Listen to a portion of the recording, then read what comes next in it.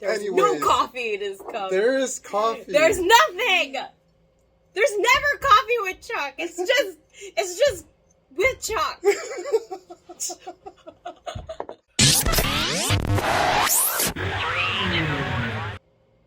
What's going on, everybody, and welcome to the 75th episode of Coffee with Chuck. Hope you guys are having a great day so far. Cheers. Cheers. I'm here with the one and only Samantha.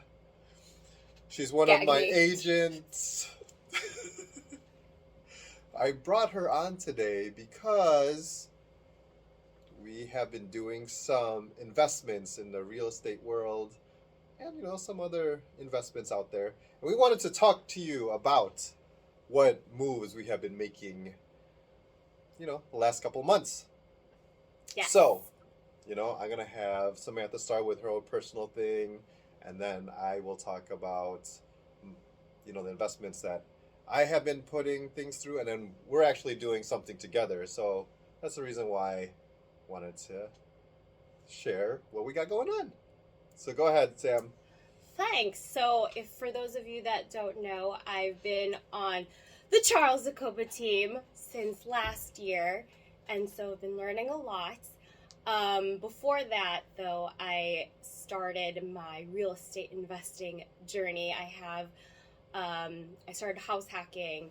I bought my first property. It was a 4-flat in Little Village, and I lived in one of the units and rented out the other one so that I could live there for free. And so I recently just bought another property that is close by in Brighton Park, so it's just 7 minutes south of where we were.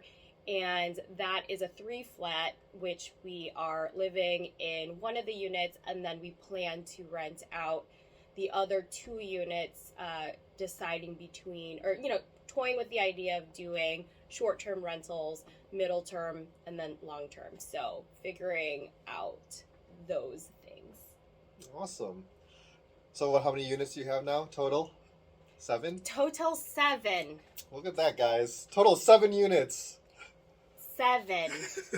I self-managed them, learned a lot, and then as well as, being a realtor, I learned a lot more on that end in terms on the rental and lease side. So very helpful trying to find my own tenants and managing all of that. Do you want to go through some rough numbers? Some rough numbers. Sure. So when I bought my first property, I bought that at $415,000, and I've refinanced a few times, and so my monthly payments as of today are about $2,200 a month. Amazing, because I have a 2.25 interest rate, which obviously we will not be getting soon. So we'll not be refinancing that. But I have, since renting out the unit that we were previously living in, we are, I believe our monthly rental income is closer to, I forget, like 4,000. I forget what the number was. We increased rents each time, but outside of all of that, if you sum it all up, I think cash flowing, it would be around $1,800 a month after moving into the new place. However, in the new place, we decided to have a bigger space. So we're in the 3-bedroom, 1-bath, and then the other 2 units are 1-bedroom, 1-bath. So that'll be kind of cutting into our cash flow that we're generating on the first property. We're going to bring that over to help pay the mortgage on the new property, and then supplement it with the other 2 units income once we start renting those out. We're just getting those ready right now. So yeah, some rough numbers. Perfect. So between all the units that she owns, I'm pretty sure your housing expense is pretty low, right? Like total?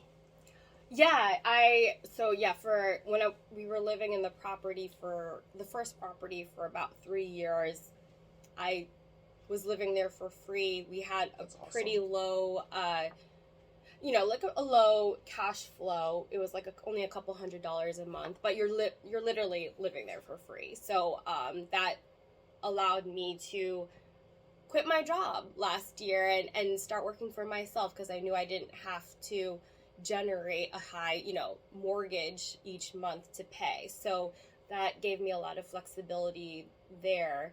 And just fortunate to be able to have another property where we were able to expand and have more space because we were on top of each other. So do you hear that, guys? Her first property, she lived there for free, and she was making a little bit on top of that from living in one and renting out the other 3 units. And in this property, not only is she cash flowing from that first property to the second one, she only has another 2 units to help pay for all the housing expense, and I'm pretty sure it's like very little, like you pay a couple $100 a month for your house now. So that's awesome. Anything else you want to add on your deal here? Yeah, I would say that so when I bought the first property at 415, I wanted to see how much money I can get out of it doing a home equity line of credit, or HELOC. And so I got the property appraised, and it appraised for $638,000, which is amazing because I bought it, fully gut rehabbed and just did some minor things to it. Nothing crazy. I didn't put a lot of money into, just adding mailboxes and buzzers to the door, just to make it a little bit easier for the tenants. And so, it appraised for that much. So then we have additional funds that we can, using the property as collateral. Basically, it's a credit card off your house. So now, if there are any huge expenses, we don't have to use the money that we've been saving. It's just, okay, we'll just pull it against the house, and then you only pay interest payments for 10 years, and then, pay off whatever, you can extend it to a 30-year loan. But, it's just an amazing way where you can tap into dollars that you haven't been, using your W-2 job on or saving in the bank because of the equity that's in your house. So it's just amazing. And now, we have the latitude to buy another property if we wanted to, but we're doing some projects for the house. So, yeah. So her point here, she bought one property, saved once for down payment and everything like that, let depreciation go. And she pulled that cash out. Now she used that cash to buy this property, using it for other projects, and she has the ability to purchase other properties, in the future if need be, right? That's how real estate works, guys. Let's go. All right, so my personal deal. It's not in the real estate realm. It's more in the healthcare realm. A money move that I just been making recently. So Medicare has changed the way that they have billed specifically home health cares.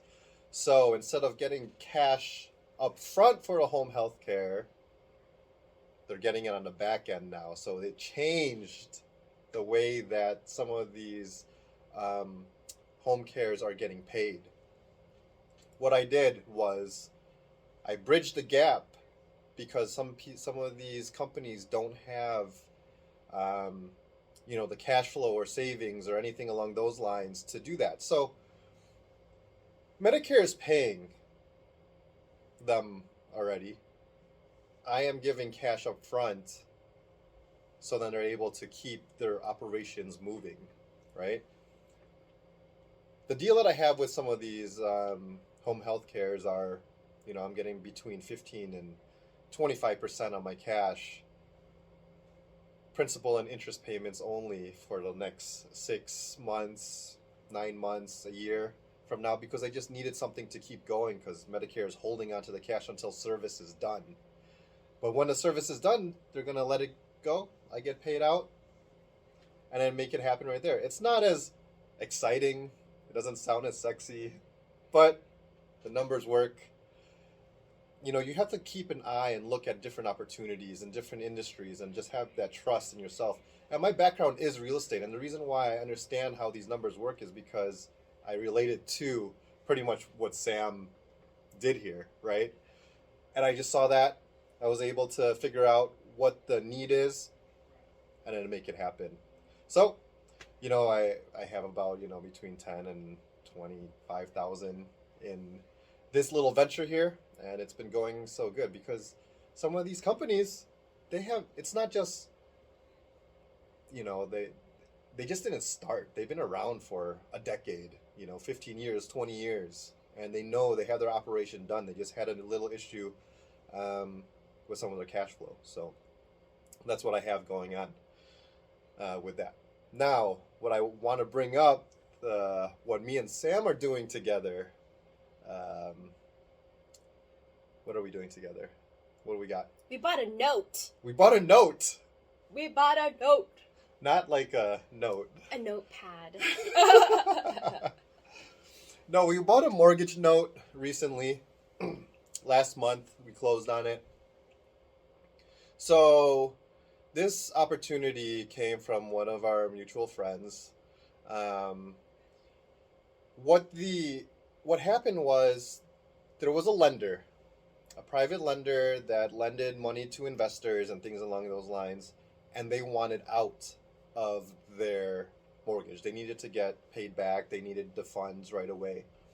So they were lending $70,000 to an investor, and since they needed to, back out of the deal, we bought the note for Less. how much less? Like 50. 50. We bought it for 50. $50,000. So we bought a $70,000 note for $50,000. This gets a little complicated. However, those are the things that we like to do. We could go into a little details, right? So what we did was we paid the person that gave $70,000 to the investor $50,000. So now we have a note for $70,000. We have to hold this note for a year, and then we'll make that $70,000 for $50,000. So we're making $20 grand off of our $50,000 in a year. in a year. Better than the stock market right now, especially. Better than a lot of the things happening out there. Maybe not better than gambling, but that's why they call it gambling. So this is a little bit better opportunity. There's other opportunities like this out there. If any of you guys are interested, we could definitely run some of those numbers and make it happen there. Anything you want to add on the note? No, I actually, so there were 3 of us that were part of this deal, and we all contributed to the $50,000 in terms of purchasing the note. And I actually used my self-directed IRA to fund my portion of the deal. So that is using my retirement money, which I don't have access to until retirement. And in a self-directed IRA, you're able to diversify your investments outside of the stock market. So just gives me more flexibility in looking for these types of deals, or buying real estate, or anything like that, being part of syndication. So just another money fund that I didn't know I had access to until recently. So I'm like, oh yeah, I got some money that I didn't know I could use for these types of opportunities. So something to think about if you're looking to diversify your retirement strategy. Yeah. And then hers coming out of a Roth IRA means tax-free going in money, tax-free growth, and tax-free coming out. So, man, Sam's killing it. Like, she pretty much worked once for her house, worked once for her retirement, and she's using those funds and, just making more money with her money. True investor right there. I didn't even know what I was doing. I'm just like, sure, take my money. I was just kidding. Yeah. She knows. I read some things. But, all right, anything you want to add? Anything else you want to share? I will say that if you are, obviously interested in different types of opportunities or just want to bounce ideas, we're obviously available if you want to think about, I'm not like a financial planner or anything like that or an accountant, but can share our personal, stories or advice that, that may help you in the future. Absolutely, guys. You have our information. Call us, DM us. I'll put Sam's info below. Also, if you're looking to do a group trip, I'm here because I also have a group travel planning business. So if you're ready to go, I'm ready to help. Let's go.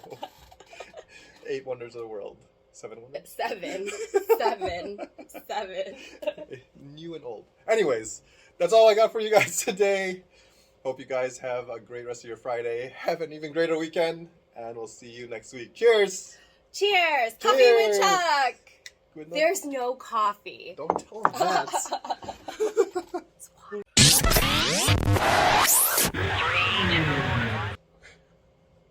Alright, you ready? Are you? Let me see how my hair is. We should put that at this part at the end.